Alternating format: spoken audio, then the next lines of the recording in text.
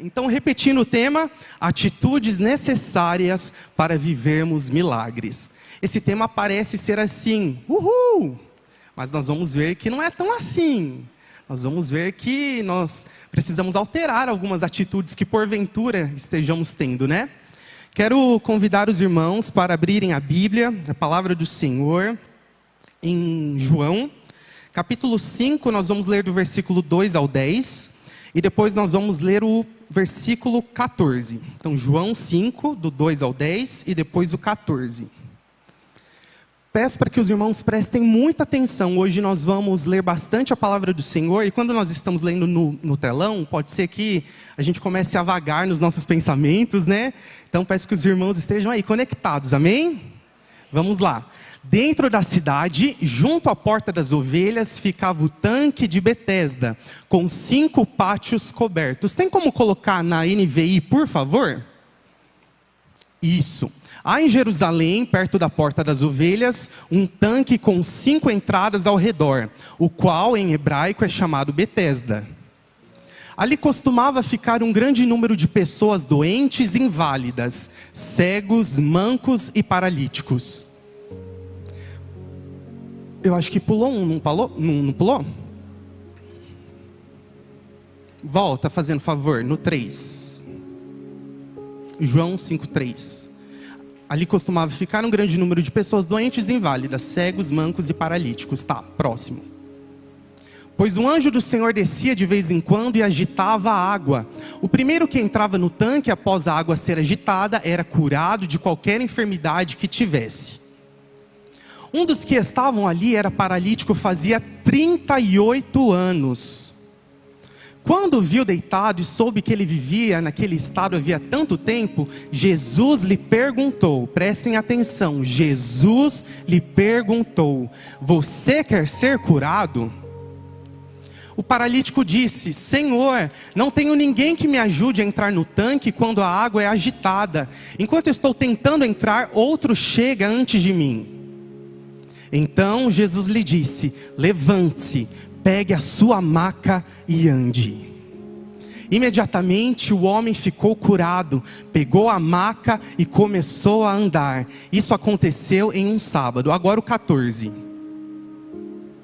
Minto, 10. E por essa razão os judeus disseram ao homem que havia sido curado: hoje é sábado, não é permitido a você carregar a maca. O 14 agora. Mais tarde, Jesus o encontrou no templo e lhe disse: olhe, você está curado, não volte a pecar, para que algo pior não aconteça a você. Meus queridos, eu quero trabalhar alguns pontos com os irmãos nessa noite, e depois nós vamos passar para o texto da mulher do fluxo de sangue. Na verdade, eu quero trabalhar com os irmãos 3 personagens bíblicos: o paralítico, a mulher do fluxo de sangue e Jairo. Nós vamos conhecer Jairo nessa noite. Eu considero que o paralítico é um mau exemplo. Apesar dele ter recebido um milagre do Senhor, nós não devemos seguir as atitudes que ele teve. E nós vamos entender o porquê.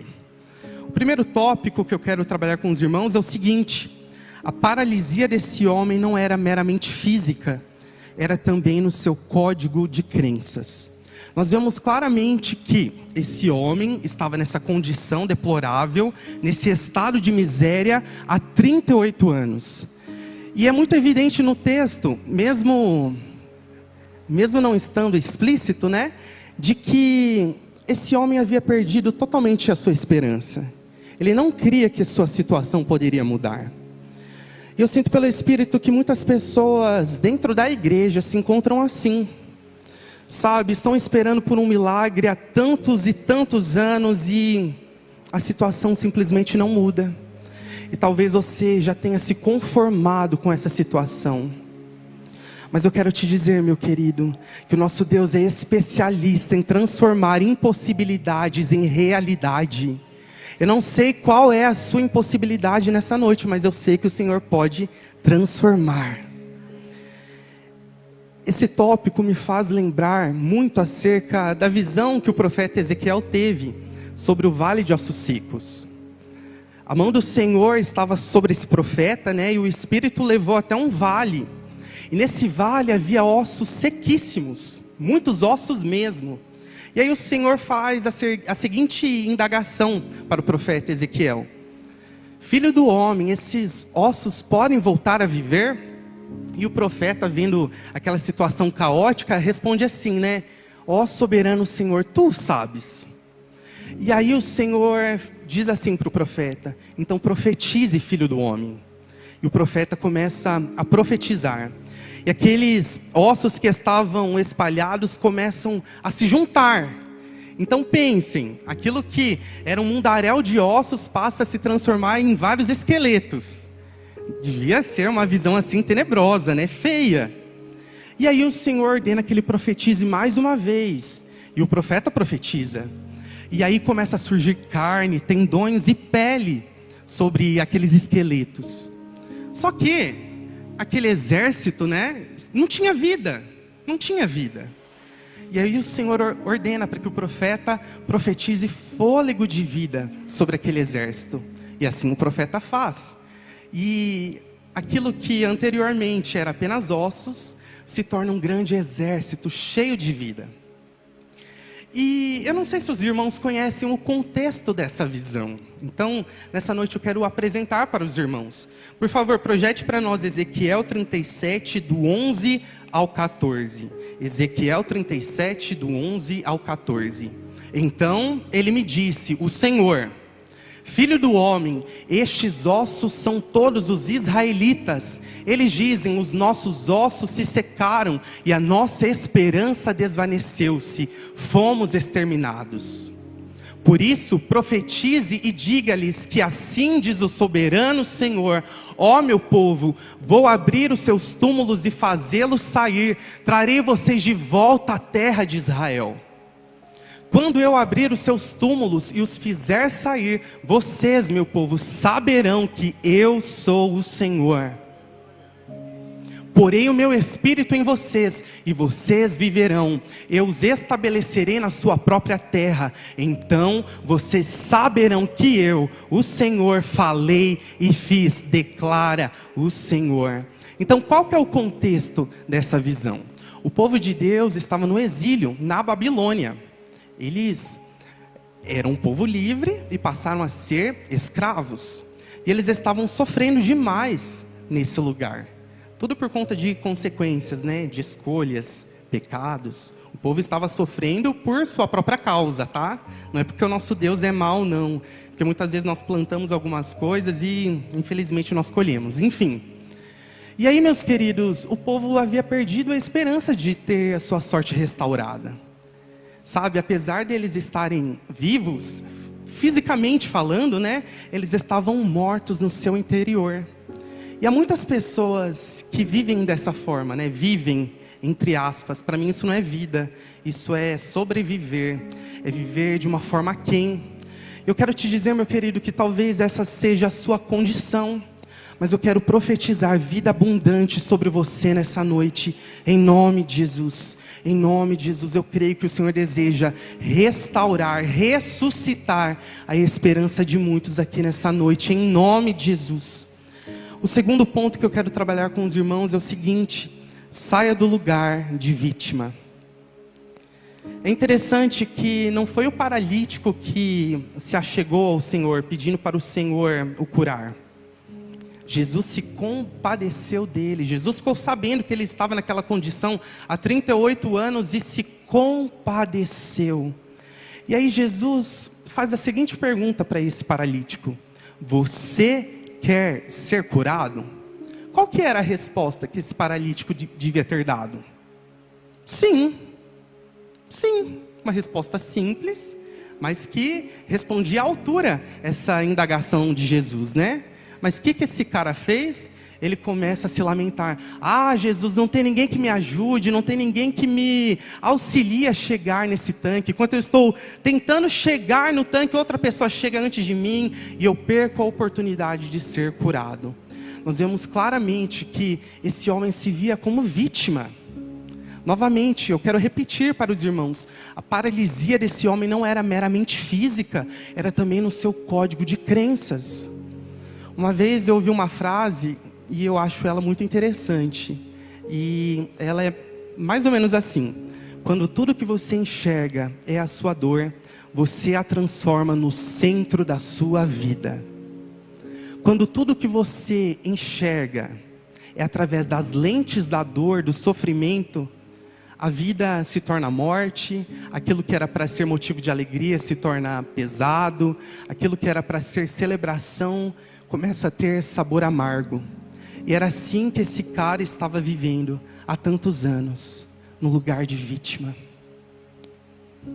O paralítico não só estava estagnado fisicamente, como também estava preso dentro de si. E sabe, meus queridos, essa é a pior prisão que qualquer ser humano pode viver. De verdade. O pastor André ministrou muito sobre o apóstolo Paulo domingo, né? E o apóstolo Paulo foi preso algumas vezes. Mas eu quero te dizer que enquanto ele estava preso, ele estava mais livre do que muitas pessoas hoje em dia. Sabe por quê? Porque embora ele estivesse cerceado da sua liberdade de ir e vir, meu querido, ele estava livre no espírito. Ele não deixou aquela situação abater o seu espírito. O pastor André ministrou muito sobre ressignificar o passado. E não é só o passado que nós devemos ressignificar, é também as nossas dores, as nossas lutas, os nossos sofrimentos. Eu quero te dizer, meu querido, que o sofrimento é inerente a essa vida terrena. Enquanto nós estivermos aqui, nós passaremos por aflições, e Jesus de forma alguma nos enganou. Ele mesmo disse: no mundo tereis, mas tende, porque eu... Sabe, Jesus não mentiu em nenhum momento. Eu não sei por que nós ficamos chocados ou escandalizados quando nós começamos a passar por dores, por sofrimentos. O Senhor está conosco. Ele venceu todas as coisas. O apóstolo Paulo, aquele que foi preso diversas vezes, escreveu o seguinte: considero que os nossos sofrimentos atuais não se comparam com a glória que em nós será revelada. Meus queridos, nós podemos sofrer nesse tempo, mas haverá um dia em que o Senhor enxugará dos nossos olhos toda lágrima, e já não haverá mais dor nem sofrimento. Nós viveremos em alegria com o Senhor Jesus por toda a eternidade, e é nisso que nós devemos nos apegar. Nós precisamos aprender a nos alegrar no Senhor. A alegria do cristão não deve estar baseada nas circunstâncias, naquilo que ele está vivendo, mas sim no Senhor. Sabe, quando a sua alegria for de fato o Senhor, meu querido, nada vai te parar. Não será dor, não será sofrimento. E eu quero que os irmãos saiam com isso no coração. Eu preciso me alegrar no Senhor. Eu preciso sair desse lugar de vítima. E sabe, Jesus sofreu muitas coisas também. Eu quero ler com os irmãos um texto que se encontra em Hebreus 12, do 2 ao 3, por favor. Hebreus 12, do 1 ao 3. Isso.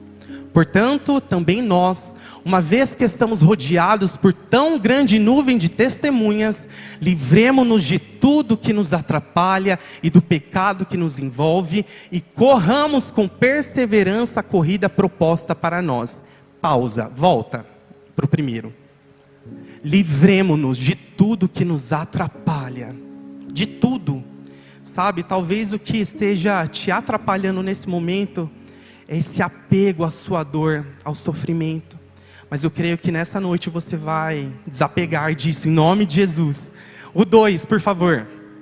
Tendo os olhos fitos em Jesus, autor e consumador da nossa fé. Preste atenção agora, gente, esse texto é maravilhoso. Ele, Jesus, pela alegria que lhe fora proposta, suportou a cruz, suportou a dor, o sofrimento, ao desprezar a vergonha, e assentou-se à direita do trono de Deus. Pensem bem naquele que suportou tal oposição dos pecadores contra si mesmo, para que vocês não se cansem nem desanimem. Olha que texto fabuloso. Jesus não se apegou à dor, ao sofrimento. Ele se apegou à alegria que lhe fora proposta. Nós precisamos caminhar nessa terra com a nossa visão pautada no céu. O nosso pensamento deve estar voltado para a eternidade. E eu creio que haverá renovação de mente nessa noite, em nome de Jesus. Em nome de Jesus. O terceiro ponto que eu quero trabalhar com os irmãos é: pare de tentar achar culpados pela sua condição, pela sua dor, pelo seu sofrimento. Projete para nós João 5:7 e depois João 5:14, por favor. João 5:7. O paralítico disse: Senhor, não tenho ninguém que me ajude a entrar no tanque quando a água é agitada. Enquanto estou tentando entrar, outro chega antes de mim. Agora o 14. Mais tarde, Jesus o encontrou no templo e lhe disse: olhe, você está curado. Não volte a pecar, para que algo pior não aconteça a você. Olha só que coisa interessante. Jesus então fez a pergunta para o paralítico, se ele queria ser curado. A resposta que ele deveria ter dado era sim, ele não deu. Ele começou a arrumar justificativas pelo motivo que ele se encontrava naquela condição há tantos anos, E para isso ele utiliza a culpa. Ele começa a responsabilizar terceiros. Ah, Jesus, eu me encontro nessa condição, nessa situação, porque ninguém me ajuda. E quantas vezes nós não agimos dessa forma, Mas eu quero te dizer, meu querido, que essa não é nenhuma novidade. Sabe por quê? Nós vemos isso desde Gênesis, lá no Éden. A serpente, com a sua astúcia, começa a apresentar argumentos muito convincentes para Eva, E ela acaba cedendo e come do fruto proibido, da árvore do conhecimento do bem e do mal. E ela oferece para Adão, e Adão também come, mesmo sabendo que era errado, tá? O Senhor havia ordenado, havia falado expressamente que não era para eles comerem daquele fruto. Eles poderiam se beneficiar de todos os frutos, menos daquele. E aí, os olhos deles se abrem, e eles passam a ficar envergonhados, porque eles reconhecem a nudez um do outro, e eles se escondem. O pecado entra no mundo. E aí o Senhor, na viração do dia, vai de encontro a eles e pergunta: onde vocês estão? Enfim, e nós conhecemos essa história e tudo mais. E é interessante que Adão culpa a Eva. Ele fala assim: Senhor, essa mulher que o Senhor me deu, que me ofereceu desse fruto, por isso que eu comi. Então essa questão de responsabilizarmos terceiros é muito antiga, não nasceu de hoje. Agora voltando para o paralítico, do tanque de Betesda. Nós vemos o motivo pelo qual ele estava naquela condição de miséria, de paralisia. Tem como voltar a João 5,14, fazendo favor? João 5,14. Mais tarde, Jesus o encontrou no templo e lhe disse: olhe, você está curado, não volte a pecar, para que algo pior não aconteça a você. Por que aquele homem estava na condição de paralisia? Por causa de pecado. A pastora Kelly ministrou quinta-feira passada, E uma das coisas que ela frisou bastante é: talvez nós estejamos colhendo colheitas que nós não gostaríamos de estar colhendo. E ela deu a chave para nós. Ela falou assim: então é o momento, é o tempo de começarmos a plantar sementes diferentes. Sabe, muitas vezes nós estamos vivendo em derrota, em miséria, em calamidade, em caos, por nossa própria culpa. É porque nós estamos pecando, é porque nós estamos desobedecendo ao Senhor, é porque nós estamos sendo rebeldes.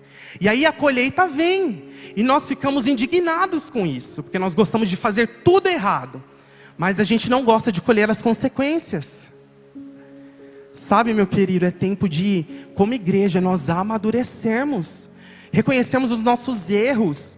E arrependimento é mudança de rota. Nós precisamos, como igreja, mudar a rota. Se nós queremos frutificar nesse ano, não dá para continuarmos fazendo aquilo que nós sempre fizemos. Se nós, até então, estivermos andando nessa direção, e só estamos colhendo caos, deserto, sofrimento, é tempo de mudarmos a direção. É tempo de ouvirmos a palavra do Senhor, de nos alinharmos à palavra dEle. Sabe, meu querido, não culpe mais terceiros. É tempo de fazermos uma autoanálise com a ajuda do Espírito Santo acerca de qual tem sido a nossa verdadeira condição. Nós precisamos analisar aquilo que nós estamos plantando, em nome de Jesus. O quarto ponto que eu quero trabalhar com os irmãos é o seguinte: há coisas que somente Deus pode fazer e coisas que são de nossa responsabilidade.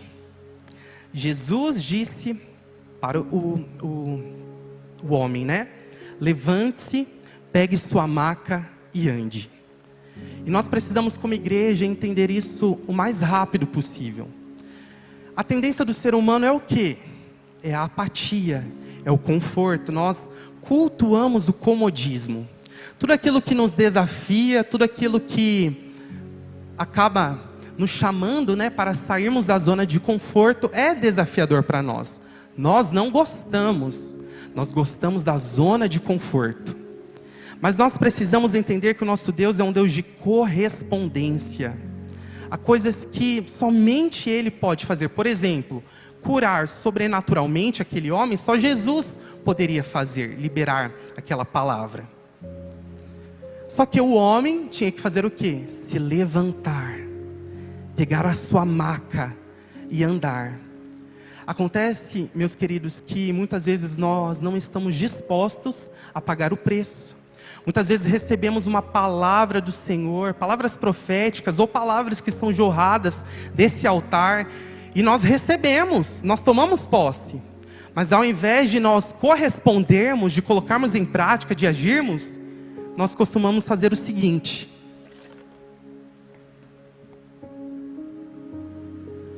ah, Deus, o Senhor falou, agora o Senhor termina de cumprir.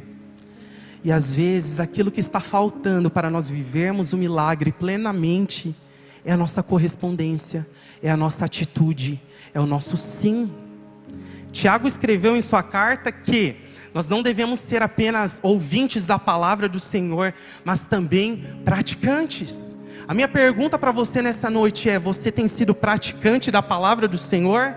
Ou tem vindo de domingo a domingo aqui nessa casa, sentado, ouvido, e tem ido embora para sua casa e não tem colocado em prática?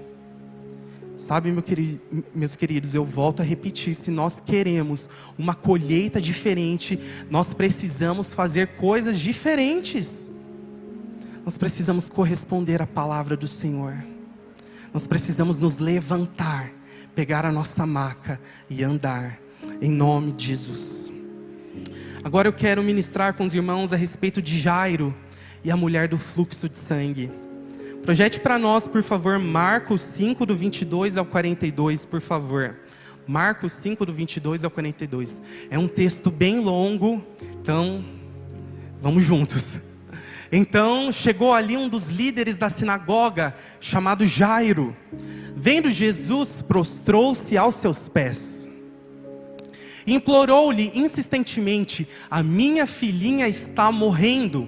Vem, por favor, impõe as mãos nela, para que seja curada e viva. Então Jesus foi com ele. Uma grande multidão o seguia e o comprimia. Havia ali uma mulher que padecia de hemorragia por 12 anos. Ela havia sofrido muito sob o cuidado de vários médicos e gastara tudo o que possuía, mas, em vez de melhorar, piorava. Quando ouviu falar de Jesus, chegou por trás dele, no meio da multidão, e tocou no seu manto, porque pensava: se eu apenas tocar no seu manto, serei curada. Imediatamente a hemorragia cessou e ela percebeu no seu corpo que estava curada daquele mal. No mesmo instante, Jesus percebeu que dele havia saído poder. Virou-se para a multidão e perguntou: quem tocou no meu manto? Os seus discípulos responderam: vês a multidão aglomerada ao teu redor e ainda perguntas: quem tocou em mim? Jesus, porém, continuou olhando ao redor para ver quem tinha feito aquilo. A mulher, sabendo o que lhe tinha acontecido, aproximou-se, prostrou-se aos seus pés e, tremendo de medo, contou-lhe toda a verdade. Então ele lhe disse: filha, a sua fé curou você, vá em paz e fique livre do seu sofrimento. Enquanto Jesus ainda falava, chegaram algumas pessoas da casa de Jairo, o líder da sinagoga, e disseram: a tua filha morreu, por que ainda incomodas o mestre? Jesus, porém, ignorou essa notícia e disse ao líder da sinagoga: não tenha medo, apenas creia. Então, não deixou ninguém segui-lo, senão Pedro, Tiago e João, irmão de Tiago. Quando chegaram à casa do líder da sinagoga, Jesus viu um alvoroço, com gente chorando e se lamentando em alta voz. Então entrou e lhes disse: por que todo este alvoroço e lamento? A criança não está morta, mas dorme. Todos começaram a rir dele. Ele, porém, ordenou que saíssem. Tomou consigo o pai e a mãe da criança, os discípulos que o acompanhavam, e entrou onde se encontrava a criança. Tomando-a pela mão, disse: Talita cumi, que significa: menina, eu ordeno a você, levante-se. Imediatamente, a menina, que tinha 12 anos de idade, levantou-se e começou a andar. E isso os deixou admirados. Você pode dar um glória a Deus ao Senhor por essa palavra? Isso, meu querido, é quem está viva. Quero que vocês reajam à ministração da palavra, amém?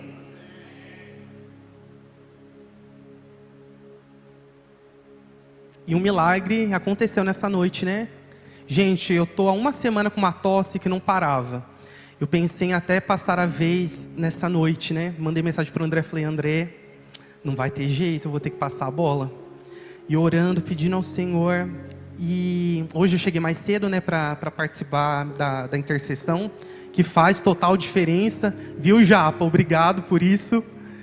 E ali ainda eu estava tossindo, gente, na hora do louvor eu estava tossindo, e aqui eu não estou tossindo mais. É a mão do Senhor, é a mão do Senhor, o Senhor faz, o Senhor opera. Primeiro ponto que eu quero trabalhar com os irmãos a respeito desse texto é o seguinte: aprendemos com Jairo que muitas vezes precisamos nos humilhar e reconhecer que nossa posição não serve para nada. Recapitulando então essa história, quem era Jairo? Jairo era um líder religioso, ele era líder da sinagoga. Para que os visitantes, né, que se encontram nessa noite compreendam, sinagoga seria como se fosse a igreja dos judeus. Não é uma igreja, tá? Mas só a título de comparação, para facilitar a compreensão dos irmãos, eu vou dizer que a sinagoga era como se fosse a igreja dos judeus. Ele era um cara que tinha prestígio, ele tinha posição, provavelmente ele era rico também. E é interessante que muitos dos líderes judeus não reconheceram Jesus como Messias. Por quê? Porque eles esperavam o Messias de uma forma totalmente diferente da que Jesus veio. Eles esperavam um cara forte, um cara que ia comandar o exército, ia destruir o Império Romano, que ia fazer uma revolução em Israel. Mas Jesus não veio dessa forma.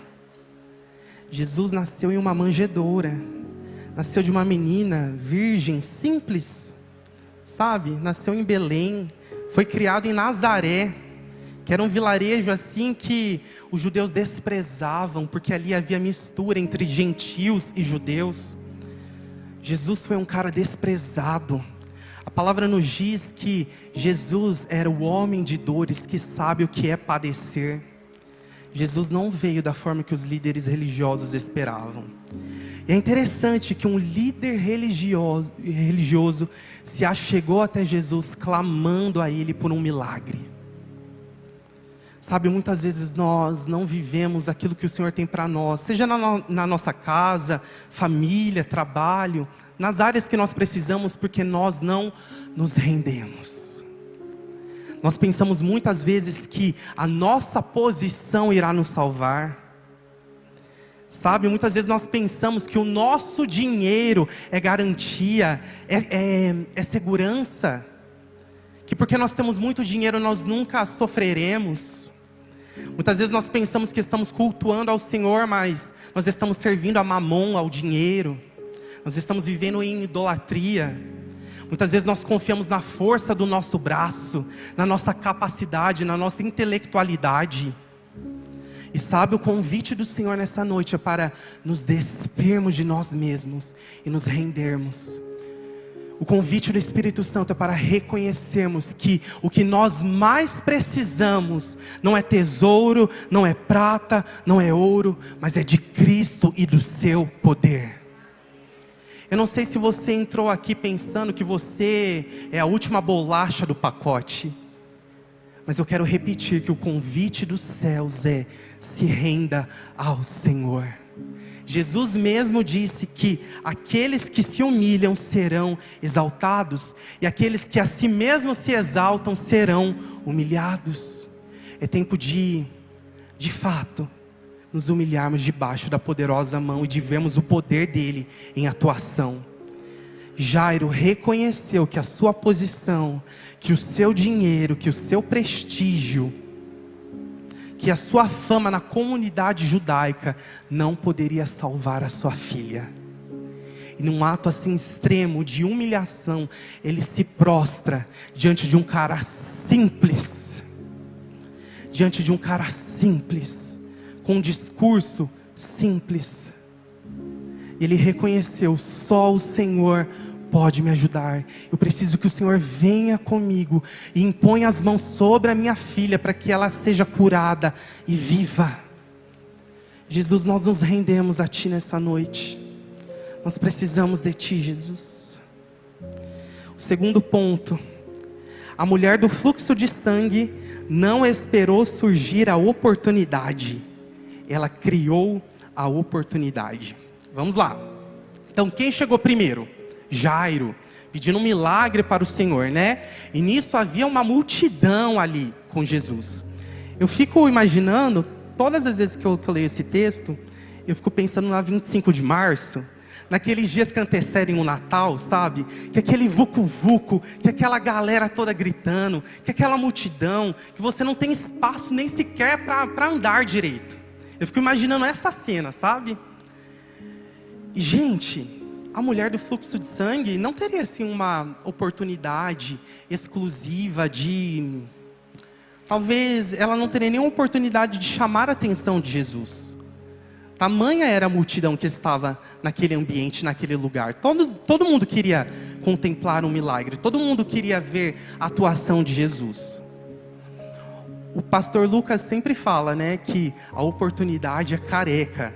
Se passar, não tem como você puxar pelos cabelos. Se a oportunidade passar, passou.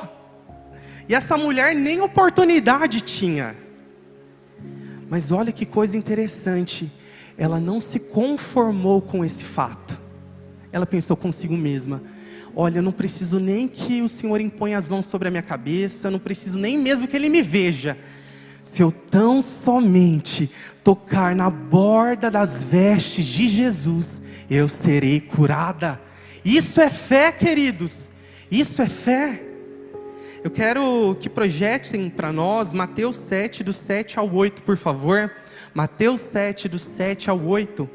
Peçam e será dado a vocês. Busquem e vocês encontrarão. Batam e a porta será aberta a vocês. Pois todo aquele que pede, o que busca, e aquele que bate a porta... Aleluia! Meus queridos, Tiago escreveu que muitas vezes nós não recebemos porque não pedimos. Quantos aqui são dependentes de terceiros? Vivem pedindo oração, né? São os famosos crentes 6 horas. 6 horas por mim, pela minha família, pela minha saúde. Meu querido, se você está em Cristo, você tem livre acesso ao Pai, você mesmo pode orar. Nós precisamos parar de depender das pessoas para buscarmos ao Senhor. É tempo de rumarmos em direção à maturidade espiritual. É tempo de caminharmos com as nossas próprias pernas. É tempo de buscarmos ao Senhor. Sabe, para de ser infantil, imaturo. Seja como uma mulher do fluxo de sangue. Se você não tiver oportunidade, busque. Se você precisa de um milagre, peça ao Senhor. Busque a face do Senhor, Ele está disponível. Ele está disponível a cada um de nós. Aleluia.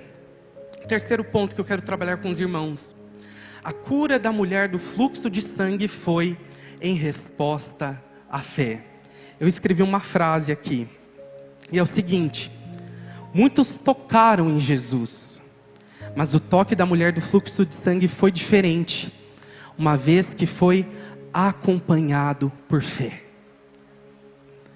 Sabe, em meio àquela multidão, aquele vucu-vucu, a própria palavra diz que a multidão comprimia Jesus. Então, muitas pessoas estavam relando em Jesus, mas apenas um toque chamou a atenção do nosso mestre. E esse toque de fato foi diferente. Ele não foi um toque qualquer. Ele foi um toque acompanhado por fé. Sabe, se eu pudesse deixar apenas um ensinamento nessa noite, seria: a fé atrai a atenção do céu. A fé atrai a atenção do céu. Nós precisamos viver uma vida que agrada ao Senhor. E isso pressupõe uma vida de fé. Já estou terminando, tá, irmãos? O quarto ponto. Minto. E o que é fé? Quero falar um pouquinho sobre isso. O que é fé? Projete para nós Hebreus 11, versículo 1, por favor. Ora, a fé é a confiança daquilo que esperamos e a certeza das coisas que não vemos. Meu querido, fé, eu lembro que o pastor Marinho pregou sobre isso há um tempinho, e ele deu muita ênfase, né, de que fé é certeza e convicção. Nós precisamos ter um olhar, uma visão, além das circunstâncias, além do natural, além da nossa realidade. Nós precisamos enxergar como verdadeiros profetas do Senhor, enxergar além, enxergar a realidade do céu sendo estabelecida na terra. Isso é fé, meu querido. É não se apegar ao que está acontecendo hoje. Eu não estou dizendo que nós devemos viver como alienados, como doidos, como pessoas que enlouqueceram de vez. Não, eu estou dizendo para nós confiarmos no Senhor, para nós termos tanta intimidade com o Senhor ao ponto de enxergarmos como Ele enxerga as situações. Nós temos muito que aprender com o Senhor a respeito disso, e o Senhor está disponível para nos ensinar dia após dia. O quarto ponto que eu quero trabalhar com os irmãos é o seguinte: aprendemos com Jairo que muitas vezes a situação vai piorar. Ainda assim, precisamos manter nossa fé firme na palavra do Senhor. Eu quero dar um testemunho pessoal, né? Eu faço parte dessa casa desde sempre, desde criança. E eu sempre tive convicção do chamado do Senhor para a minha vida, sabe? Eu me lembro que quando eu era criança, eu não brincava de bola, não brincava de pipa, sempre fui ruim em esportes. Pensa num cara perna de pau. Sou eu, enfim. Mas tinha uma coisa que eu vivia brincando, que era de culto. E era muito engraçado porque eu fazia as minhas irmãs assistirem, né? E aí elas queriam ou fazer o louvor, ou pregar alguma coisa. Eu não deixava, não. Eu simplesmente falava assim: olha, se você quiser, o máximo que eu posso ceder para você é o dízimo. Ou se você quiser ousar um pouquinho mais, você pode dar um testemunho. Mas assim, é o máximo que você vai fazer, porque quem vai ministrar louvor e quem vai pregar sou eu. Gente, eu lembro que tinha uma vizinha, adolescente, vizinha assim, de frente, né? E ela via eu brincando no quintal de cultinho, né? E essa menina era uma encapetada, sabe? Uma endemoniada. Ela ficava me zoando. Gente, sério, ela ficava com deboche. Ela ficava assim, aleluia, irmão. Glória a Deus, irmão. Mas assim, debochando. Ela não estava participando, ela estava debochando, sabe? E eu continuava. E é interessante que isso não foi uma brincadeira de criança. E eu também percebo que eu não tive assim um exemplo dos meus pais me trazendo à casa do Senhor. Sempre foi algo que partiu de mim. E onde eu estou querendo chegar com tudo isso? Eu estou querendo chegar que ainda hoje a minha família não é rendida aos pés do Senhor. E nem por isso eu posso parar. Assim como o André ministrou domingo e a Rainha entregou a palavra profética para você, nós precisamos continuar lançando a semente, ainda que chorando, ainda que sofrendo, ainda que não vendo resultados, ainda não vendo aquela sementinha germinar. Mas nós podemos ter confiança, convicção, fé, de que nós voltaremos com os feixes, com uma grande colheita e com sorrisos nos nossos lábios, com alegria que transborda, alegria que vem da parte do Senhor. É dessa forma que nós precisamos caminhar, mesmo em meio ao caos, meus queridos, mesmo em meio ao caos. Como eu ministrei a respeito do paralítico, nós não podemos viver apegados à nossa dor, ao nosso sofrimento. Nós não podemos nos colocar, preste atenção, você não pode se colocar no lugar de vítima. Você tem que crer naquilo que o Senhor diz ao seu respeito. E o que Ele diz ao seu respeito é que você é filho amado, que você é mais do que vencedor, que você pode todas as coisas nele. E é na verdade do Senhor que nós precisamos caminhar em fé. Muitas vezes a situação pode piorar, meus queridos. Nós vemos no texto que as pessoas da própria casa de Jairo chegaram nele e disseram: olha, não importune mais o mestre, a sua filha morreu. Muitas vezes, sabe, essas más notícias vêm das pessoas que nós mais amamos. Mas aí surge a oportunidade de escolhermos em quem nós daremos ouvidos. Se é aquela pessoa que está sendo usada muitas vezes pelo inimigo, ou se é a palavra do Senhor. Eu decido nessa noite me apegar à palavra do Senhor. E você? Último ponto, se afaste. O Ministério de Louvor já pode subindo, por favor, tá? Se afaste dos incrédulos. Sem fé é impossível agradar a Deus. Tem como projetar de novo Mateus 5? Eu não lembro se é o 41. Mateus 5 não, minto. Marcos 5. Coloca o 39, por favor. Marcos 5, 39. Vai para o 40, por favor. Aqui, é esse mesmo. Todos começaram a rir dele, a rir de Jesus, porque Jesus havia dito que aquela menina não estava morta, mas ela estava dormindo. Todos começaram a rir dele. Ele, porém, ordenou que saíssem. Tomou consigo o pai e a mãe da criança e os discípulos que o acompanhavam e entrou onde se encontrava a criança. Olha que interessante. Antes de Jesus ressuscitar aquela menina, Ele ordena que os incrédulos desapareçam. E eu quero te ensinar uma coisa nessa noite. Você já teve a experiência de contar uma boa notícia para alguma pessoa, com aquela empolgação, com aquela alegria, e a reação da pessoa ser de indiferença, sabe, uma reação até mesmo de esnobação, né? Nem sei se existe essa palavra, se não existe eu acabei de inventar. Eu não sei se vocês já passaram por isso, mas é como se aquela pessoa pegasse um balde de água gelada, bem fria, e jogasse na nossa cabeça, né? E a gente fica murcho, a gente fica sem reação. E muitas vezes, meus queridos, nós estamos caminhando em fé, caminhando, crendo nas promessas do Senhor, na palavra do Senhor. Muitas vezes nós estamos plantando, ainda que chorando, mas estamos semeando, estamos caminhando, não estamos estagnados, não estamos nos colocando em uma posição de vitimismo. E aí, alguém chega até nós e apresenta uma palavra de incredulidade. E você que outrora estava descansando e confiando no Senhor, começa a duvidar. As dúvidas começam a invadir a sua mente. Você começa a questionar o Senhor. Será que o Senhor de fato irá fazer? Será que suas promessas se cumprirão?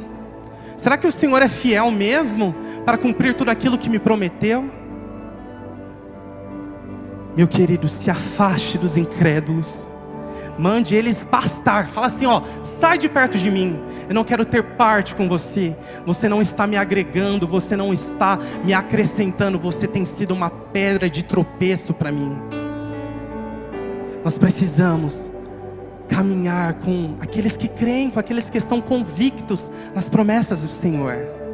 Olhe para a pessoa que está do seu lado e diga assim para ela: eu conto com você. É com você que eu quero caminhar. Eu conto com suas orações. Eu conto com suas palavras de incentivo. Eu conto com suas orações, com sua palavra profética. Eu conto com você. Eu quero te dizer, meu querido, que você está no lugar certo. Você está na casa do Senhor, onde aqueles que creem no Senhor se juntam para celebrar o nome do Senhor. Nós estamos no lugar certo. E a última coisa que eu quero ensinar para os irmãos não é algo novo não, tá? É muito simples, mas que faz total diferença. A fé vem pelo ouvir.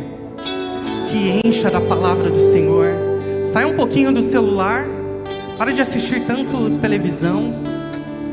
Para de ficar ouvindo bochichos, fofocas.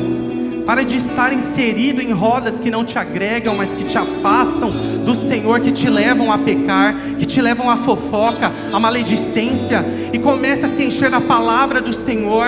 Comece a ouvir as pregações que estão sendo jorradas desse altar na sua casa. Acesse lá no YouTube. Se encha da palavra do Senhor. Meus queridos, eu quero convidar cada um de vocês a se colocar em pé neste momento.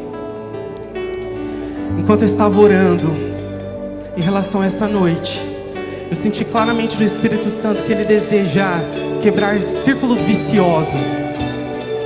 Eu sinto que muitas pessoas estão andando em círculos há tanto tempo. Tantas pessoas que não estão conseguindo sair do lugar por causa do vitimismo, porque se apegaram às dores, aos traumas. Mas essa é uma noite de libertação. Eu creio que há uma liberação do céu para a libertação de muitos nessa noite, inclusive de possessão demoníaca, de manipulação demoníaca. Eu declaro na autoridade do nome de Jesus que todo espírito maligno presente neste lugar, na vida de pessoas, bata em retirada agora, em nome de Jesus. Em nome de Jesus, eu declaro liberdade no Espírito Santo. Você não caminhará mais com fardos pesados sobre os seus ombros, mas caminhará em liberdade, correrá e não se cansará. Oh Jesus, Tu és bem-vindo neste lugar. Espírito Santo de Deus, eu oro para que o Senhor esteja ministrando em cada coração agora, esteja revelando a identidade de cada um dos meus irmãos. E a nossa identidade é de filhos amados do Senhor, é de mais que vencedores. Nós podemos todas as coisas naquele que nos fortalece. Nós podemos todas as coisas em Ti, Jesus. Ah, Senhor, que nós possamos reconhecer que o Senhor derramou sobre nós, sobre a Tua igreja, a autoridade. A autoridade. O nosso lugar é assentados com o Senhor nas regiões celestiais, muito acima de principados e potestades, muito acima de espíritos malignos. Esse é o nosso lugar. Ah, meu querido, nós vamos entoar essa canção. E enquanto eles estiverem cantando, se você deseja viver um romper na sua vida, eu quero te convidar a sair do seu lugar e vir à frente. Eu creio que essa é uma noite profética. Eu quero liberar algo sobre a sua vida nessa noite, em nome de Jesus.